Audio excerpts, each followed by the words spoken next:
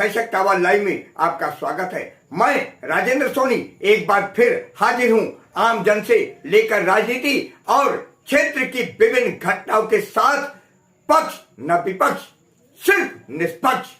लोनी विधानसभा अंतर्गत इलायचीपुर इलाके में आज भंडारा वितरण कार्यक्रम हर्षोल्लास के साथ संपन्न हुआ।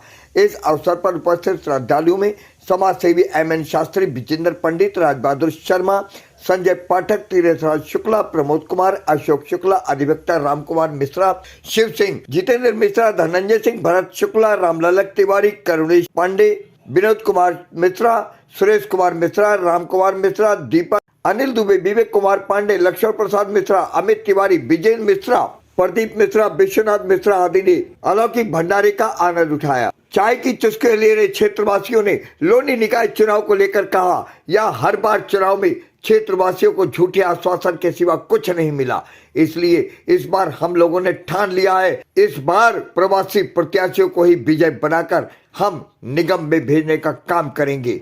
देखिए आज की ये रिपोर्ट।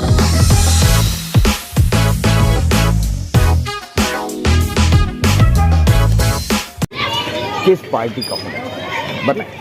प्रवासी कैसा होना चाहिए एक मुद्दा सही है, लेकिन किस पार्टी का होना चाहिए ये मायने नहीं रखता जी। मायने ये रखता है कि हमारे यहाँ जितने भी 20 सालों से हम देख रहे हैं, पहले ग्राम पंचायत थी, अब जाके वार्ड में कन्वर्ट हुआ है, और उसके बाद 20 सालों में यहाँ विकास बोल के 0/0 विकास वही हुआ है। जहाँ का प्रधान था उसने अपने घर में विकास किया, जो लोकल प्रवासी 20 से वो 10% लोग, हम 90% अपनी गलियों का विकास, अपने सड़कों का विकास, अपने मोहल्ले का विकास नहीं कर पा रहे।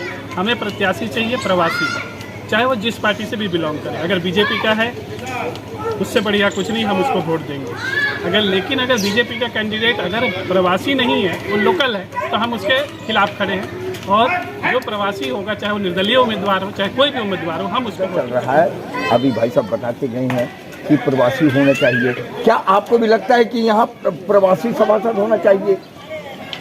खैर ये तो बिल्कुल सच्ची बात है कि हमारे यहाँ जो अब हम लोगों को जो सौभाग्य मिला है कि पहले तक तो ग्राम पंचायत में रहे, और ग्राम पंचायत को देखते हुए तो विकास का कोई काम नहीं हुआ। अच्छा, अब नगर पालिका में हम लोग जब हो गए हैं तो हम लोगों का दायित्व ये बन जाता है, और सरकार से भी ये गुहार लगाते हैं हम लोग कि हमारा यहाँ प्रवासी, जो जितना भी प्रवासी लोग हैं, यहाँ 80% कम से कम प्रवासी लोग हैं, और अगर प्रवासी ही कैंडिडेट चुनाव में आए, सभासद के लिए करें, हम जो है लोकल में जाते हैं तो हमारा विकास नहीं होगा, हमारा विकास जो है प्रवासी से ही होगा। कहते विकास हो गया है और कुछ लोग कहते विकास खो गया है, क्या कहना चाहेंगे?